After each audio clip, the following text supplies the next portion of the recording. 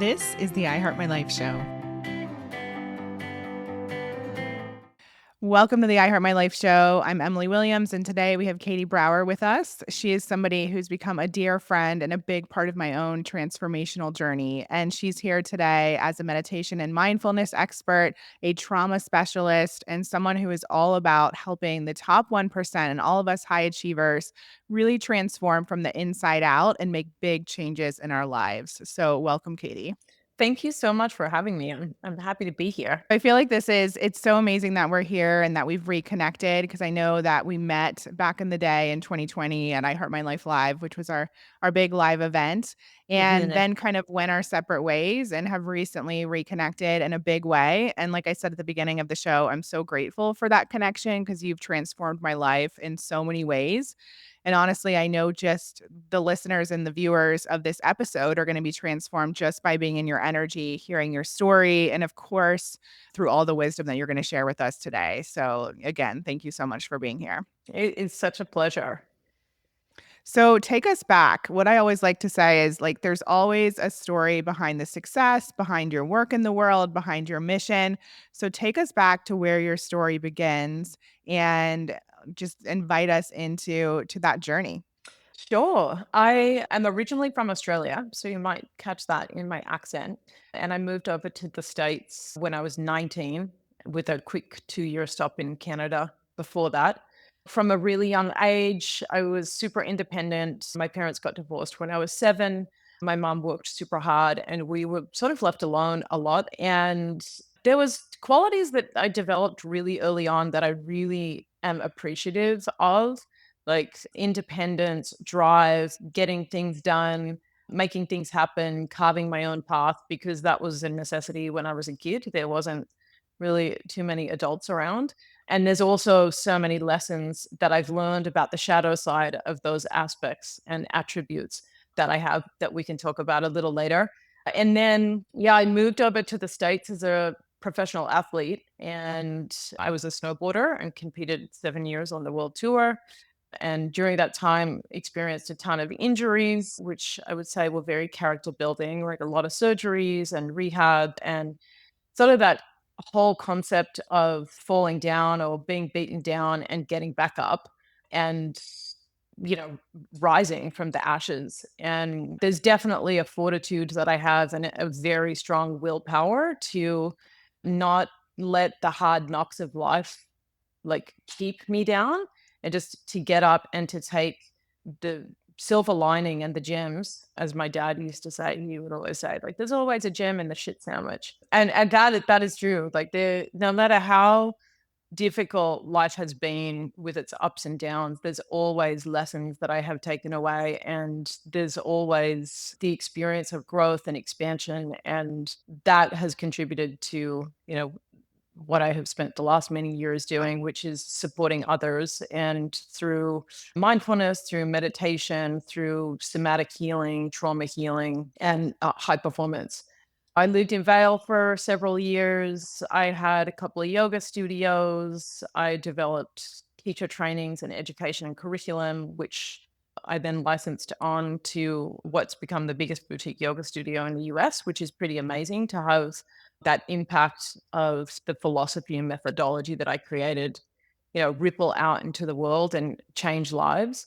And that's what I'm really passionate about. I'm really passionate about practices and tools and developing skills that really enhance our day to day experience of life and result in being more efficient and more effective, increasing confidence, and also elevating joy and this concept and experience of fulfillment and peace and calm mind and compassionate heart. So beautiful. And so I'm curious to know, you moved to the US, like you said, when you were 19 and had this big career. When was it that you realized you needed what you now teach? So the mindfulness, the trauma work, was there a Mhm. moment or an experience? Yeah, I actually kind of got into it around 18, maybe I was 19. And it was out of honestly pure desperation because I had gone through a really traumatic injury and I was really struggling with more than just the physical recovery. So I had tried all of these things that had worked in the past for a previous surgery and they weren't working. And I realized I think there's more to what's going on here than what happened last time. And it was this really a huge emotional component of the accident that was keeping me stuck and keeping me stuck from healing. And so that was sort of my introduction. I just started reading books and exploring and experimenting with different techniques and different modalities. And I began having really powerful, sort of non logical experiences that were blowing my mind. So that was what piqued my interest. And then I just opened Pandora's box and have been down in that rabbit hole ever since, which has now been it's almost 28 years, which is insane to think how long it's been. And what was really, I think, unusual for me when I finished my career snowboarding was I was already really immersed in this alternative world of healing and trauma and meditation and mindfulness. So my transition out of snowboarding, like I kind of couldn't wait. I was really thirsty to learn more, to apply my skills in a greater way. And yeah, it continues to be just such a satiating and fascinating journey. I'm in school right now, actually, in a 3-year program for contemplative psychology. I love learning. And I think this path of self inquiry and investigation, self realization, even an aspect of spirituality, it is a lifelong journey. And I found that it just gets more and more fascinating as the years go by. Yeah, it's obvious how obsessed you are with this work. It's so beautiful. So, when we talk about the top 1% and those people who are the high achievers, what are you seeing them struggle with that they're bringing to your sessions, bringing to your work that you're able to help them move through or work with? I was thinking about this and this thread or this connection point that I've seen, which was true for me and that I'm seeing in other people. So, a connection point that I've seen with the top 1% of people that are highly driven and just, crank, they sort of stop at nothing to achieve goals is not for every single person, but pretty much will find a connection to some level of complex trauma. And the complex trauma, it's this motor that is keeping them in motion, and it is an elevated baseline in their nervous system that is just sort of go, go, go and on all the time. So when people find their way to me, the typical thing that they want to address is, hey, I've sort of checked all the boxes in terms of quote unquote success, and I can't stop. I don't know how to slow down. I'm not able to be present with my kids. I feel like my mind is really, really active and overactive. I have a high inner critic. I really struggle with judgment of myself and judgment of other people. And those qualities are the things that have also contributed to the drive. I was like, I got to do better. I hit the goal. Now I got to hit another goal, you know? And so the work that I get to do, which is so fun, is in sort of slowing people down, expanding their awareness to these habitual patterns that are in motion in their life and slowly unwinding all of these pieces which have been in motion typically from a very, very early life experience and unhook them from that. So I genuinely get to see people transform in such a short amount of time. So I integrate somatic experiencing and trauma work with nervous system work, mindfulness, sprinkle in some meditation, and it's pretty amazing. I know that you've also done this work on yourself and that, you're coming from your personal experience as well. And one of the things you shared with me as, someone who is a high achiever is that there was a point in your life where you decided you were just going to focus on getting one thing done per day. So can you talk a little bit about that decision and how that transformed your life and also how other people can apply that to their life if it resonates? Yeah, so I'll give you sort of the context of where I was at that point in my life. It was my day to day was I was very organized. I would have an insanely long to do list and action items for the day, incredible drive, wake up super early. up and working by 6 a.m., getting all of the other things in that I wanted to do as well. But I would end the day and feel defeated and like a failure because I had set myself up to fail. There's no way on any planet, on any day, that I would have been able to achieve what was on my action item list. And it just didn't feel good. I felt totally burned out, just ending the day and being like, "Ugh, I didn't get enough done." I really decided, like, why am I like this? I'm the one that is creating my own suffering here, and why am I doing that? And I wanted to have a different experience. So I sort of just flipped it on its head. I was like, I want to do an experiment to see what would happen if, rather than having, 100 things on my to-do list, I gave myself just one that I had to do, quote unquote. And if anything else I was inspired to do, I would carry out those tasks. But just sort of taking the pressure off myself. And I also made a commitment to slow down because I was just always in such a rush. I was eating on the go. I would, make my coffee in a rush, run out the door, drink it in the car. It was really just a decision to change. And in making that decision to change, it was then interrupting the pattern over and over and over again until I was starting to slow down and I was being less of a crazy perfectionist and I was not being so hard on myself and I wasn't being so critical of what I was accomplishing. And I began really celebrating the things that I accomplished and celebrating the milestones that I hit and pausing to soak in those experiences, which was also new for me. But it came from choosing to do something different, like recognizing the way that I was doing things wasn't giving me the experience that was pleasurable and slowing down. And that completely changed my life. Like to think about how my experience is on the day to day now, comparative to in 2017, 2018, it's like night and day. In what way? I mean, it's just so much more enjoyable now. I'm so much more present. I notice so much more because I'm not in this activated nervous system where I'm in sort of fight or flight all day. And I didn't realize it until 2018 when I began this sort of inquiry and investigation that I had been in a very high activated state my entire life. I thought that I was relaxing, but I didn't actually experience relaxation until I began to unwind my own nervous system. And that down regulation happened of sympathetic charge. And I was like, oh, this is what it's like to feel relaxed. And so just the day to day just feels so much more enjoyable and pleasurable and fun, to be honest. And so much lighter and more expansive. I mean, who doesn't want more of that? I know. I mean, I when you first told me that story, I was like, and you didn't mention it here, but you did when we were talking about the shower and how you used to like, go crazy with As your in shampoo and like lather it as quick as possible and then rinse it out.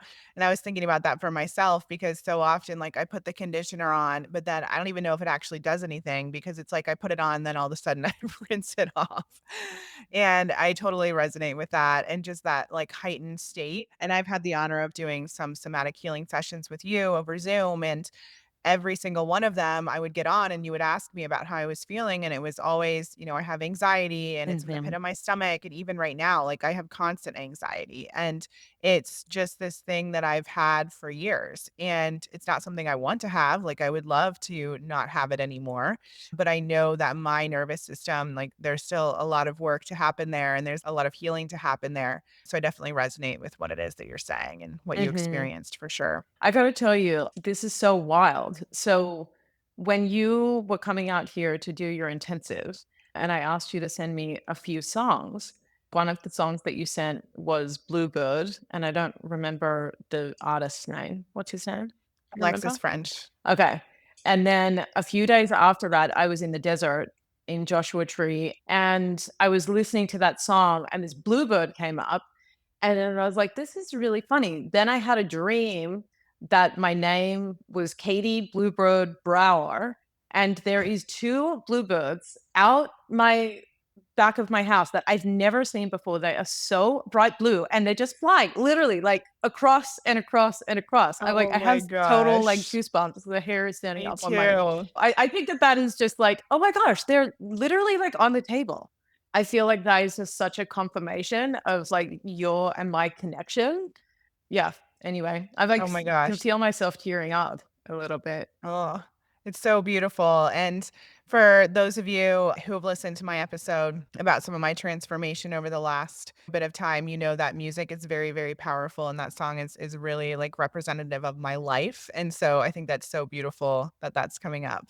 Amazing. It's yeah, And I know such you a have like beautiful millions song. of stories like that. Every time I hear your stories, I think that you've lived so many different lifetimes.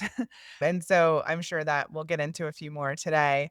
But what would you say for, the person listening who does have that really like overactive nervous system? They're experiencing a lot of the anxiety. They feel like they're always on. Obviously, you just gave us one beautiful way to sort of down regulate. Is there anything else that people can start practicing or paying attention to that will really help shift that? One of the best ways to identify a place that's ripe for shift and change is to reflect on places in your life or things in your life or people in your life that you're repetitively complaining about.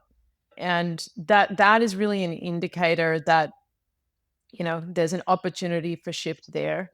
And there may be some resistance to shifting. And the resistance could be rooted in a lack of awareness, or it could be not wanting to have a difficult conversation or something else. But identifying the places where you're complaining that's sort of the gateway into creating change. The second piece is making a decision that I mentioned before of, okay, this isn't working for me, whether it's, the nature of a relationship or it's the way in which you're going about doing your aspects of your business or the way in which you're managing your home or your schedule for the day or whatever it is, and deciding I'm going to do something different. And so for me, in identifying the thing that I'm going to do differently is slow down. When you identify the thing that you're going to do different. So let's say there's someone in your life that anytime you have any interaction with them, you feel drained and exhausted, and you may even have anxiety or resentment that you are about to have an interaction with them. What is the purpose of a relationship like that? It's not adding anything to life. There's opportunity there to explore perhaps what is it about this person, and you can self-reflect on that, and maybe there's a through way and there's an opportunity for deepening in the relationship. But sometimes it's just like, this just isn't working for me at this moment in my life. That doesn't mean that it's going to be that way forever. In that example, it could be, I'm going to step into a conversation with this person and just say I need a little space. Or it could be I'm going to just sort of, back away and disengage the relationship and create a little more space. Either of those things or anything in between is totally fine. But doing something different is going to create a different result. And when you identify what you're going to do differently and you really commit to that. So for me, the slowing down, it was like, I am committing to this. And I also told a couple of my friends, if you hear me complaining about not having enough time because I'm rushing around like a crazy person, please call me out on it, because I really want to interrupt this pattern of over scheduling myself and rushing. And I'm committed to slowing down. And it did not take that long before this new normal was set in place and I started having a very different experience on the day to day. And Mm. I'm sure your listeners and probably you have heard the saying, how you live your days is how you live your life. And I think for me, I was so sort of focused for so long of like, oh, well, when I hit this goal, it's going to feel this way. And then I can kind of take a break and relax. And when I have this much money in the bank, it's going to give me a sense of relief, and then I can slow down. And I really began to realize like that day is likely never coming unless I make that day today. One of the things that's coming up for me as I'm listening to you is I also know, like in your story and in knowing you personally, that during that period of time, there was a lot of upheaval in your relationships and like finances and all the things. And so I'm curious to know for all of us who might be saying, like, that sounds amazing. And me being this person got me this money or got me this result. Like, how do I just change overnight like that? Or how do I make that decision and still trust that I'm going to have enough money or the business is still going to continue or the clients are still coming in or my spouse will still love me? Like, how do you make such a big shift with Mhm, all that stuff that might be mhm. coming up for you at the same time?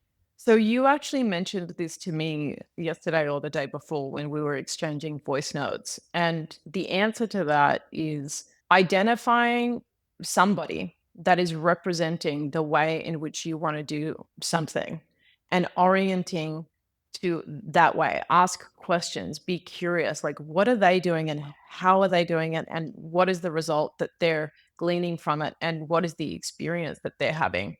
When I had been on that track for so long of doing things in a particular way, I felt burned out.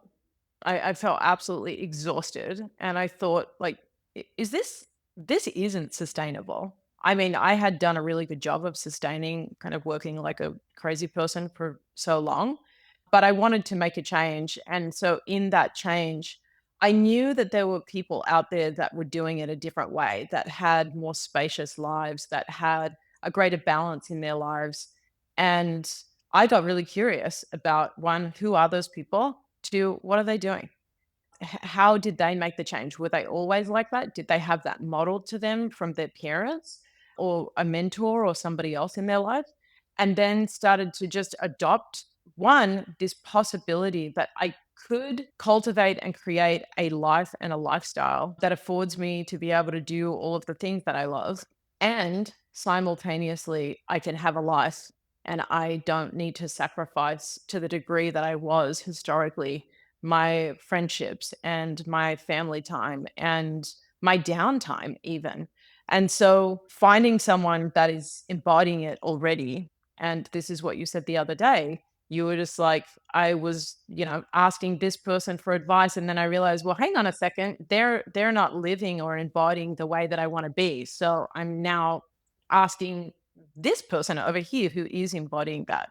And there's examples, for us everywhere. All we need to sort of do is like lift our heads up, open our eyes, and look around and scan through our environment and the people that are in our lives, in our inner and outer and extended community circles. And we'll find somebody that's embodying what it is that we are striving toward. Yeah, I love that. And that's one of the reasons why I always ask people, who are you jealous of or who is evoking something for you, some sort of emotion. And sometimes it shows up as jealousy. And obviously, we don't want to stay in that place, but it can really shed light on who we admire and who has the life that we're craving. And then, like you said, that success or that way of being is going to leave clues, and you can ask them or do the research or, just follow them and see what it is that they're doing that's different to what you're doing. And also Mhm. continuously remind yourself that, hey, what I want is actually possible because there's another person out there doing it. Because I think we do get so fixated on how it's done, what the normal is that we see, or the recipe for success. And I know you and I and a few other ladies, when I was out there for my intensive in San Diego, had a conversation around women in particular and how oftentimes we are doing things in a certain way, in the masculine way. And then we wake up and we're like, oh my goodness, this doesn't feel good, or this is not aligned, or this is not sustainable. And so I think, even just having this conversation and asking the question around what is it that I actually want and who is an example of that is going to be really powerful for a lot of women to hear. And I think too, like a big piece of it is recognizing and understanding that we are all individuals with our own individual backstories and our own patterns and dysfunctional patterns that are in play. And what works for someone else may work for us and it may not, or a portion of what somebody else is doing might be like the one thing that we need that kind of clicks everything together. And that's sort of how I've gone through even all of my studies. and courses that I've done and all of the personal growth and healing work that I've done personally is I've explored all of these different avenues with total openness and curiosity and taken the things that work for me and adopted those and integrated those into my life and have left the stuff that doesn't, because I think that people can get tripped up when they become black and white of like, okay, let's say Tim Ferriss's 4-hour work week. Like, okay, I've got to do this, this, this, this, and this. And maybe three things out of the eight things resonate with you and work for you. And what I see so often is sort of this mentality of like, oh, well, the 4-hour work week didn't work for me. It's like, but was there nothing in the book that worked for you or in his philosophy and approach? Was, oh, well, no, I actually really liked this thing. It's like, okay, well, so just do that one thing, and I think that that's where we become really empowered to co-create our lives in a way that works specifically for us as individuals. It's about investigation and exploration and experimentation of try things on, see how it works, pay attention to how it makes you feel, what's great about it, what's challenging about it, and then decide, is this something I want to continue to do? Am I on a growth edge? And I need to sort of build my confidence in this particular methodology. Or is this just not aligned with me? It's not how I work. That's so great. I love that.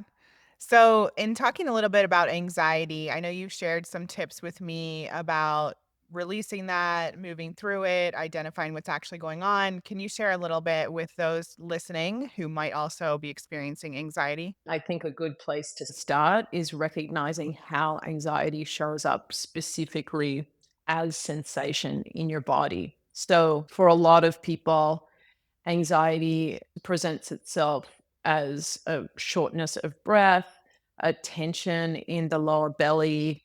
There can be like this quality of contraction in the belly, tightness in the jaw, sort of a fluttering in the heart. And the direction for some people, a lot of people, is like the direction's kind of up. It's the direction of the energy is going upwards. And so it's the opposite of this felt sense of feeling grounded and experiencing your feet on the ground and your energy in your hips and in your body. There's so many techniques to support anxiety. One of them is first the identification that it's present. So, and this is a mindfulness practice. So, if you close your eyes and just take your awareness inward and bring your attention down first to the place in your body that's making the most contact with the surface beneath you. So that might be the sitting bones, or it could be the backs of the thighs. It might be your feet, or even your back body. And as you identify that place of contact where you're supported by the surface beneath you, just take a couple of breaths there, being with the support and being with this experience of contacting your inner world. And then you can shift your awareness to other sensations that are present in your body. Just notice your breath, acknowledge if it feels shallow or deep, somewhere in between. And as an observer, simply noticing what sensations are where. And as you notice them, you can acknowledge and name them. So it might be, I'm noticing my breath is really shallow. Perhaps there's heat in the belly. Or you could be noticing pleasurable sensations. And a wonderful way, a really quick and efficient way to down regulate the nervous system and sort of pacify anxiety or any activation is through the VO breath. It's VRO, and it sounds like this. VO. So we're going to do 3 cycles of that and we'll see what's shifted or what's different. So take a deep breath in through your nose, make the sound VOO.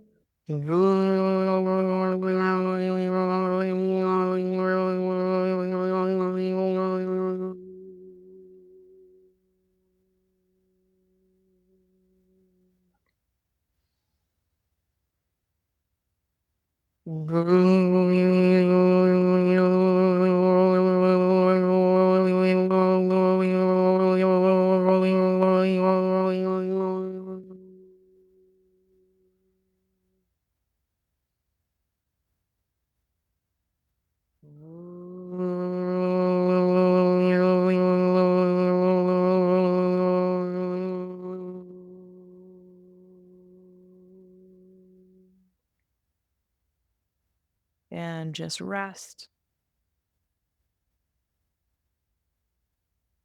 and notice if there's any shift or change. Notice and acknowledge what's different. So I'm aware of this sort of relaxation quality across my shoulders and through my face and jaw, as well as more spaciousness in my abdomen.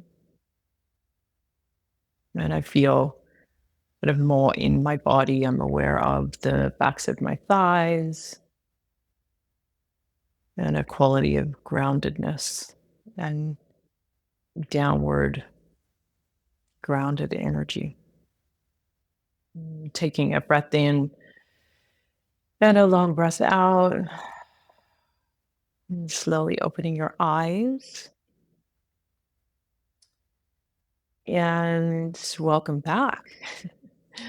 So that's, one, there's a lot of what are called resourcing techniques that support this down regulation in the nervous system. That one in particular, the VU breath, the vibrational frequency of the sound stimulates the vagus nerve, which is just an amplifier of that down regulation. So, you say, I would love if people leave comments like, how was that experience for you, and what did you notice shifted and changed, because it's so incredibly powerful. It's 3 like really simple breaths. And you know the more often that you practice these types of resourcing techniques, the more efficient and effective they become. So sort of back years ago, when I first began studying somatic experiencing, the VU breath, I would need to do sort of 3 to 5, sometimes even 7 rounds to arrive in the place that I just arrived in 1 round of 3.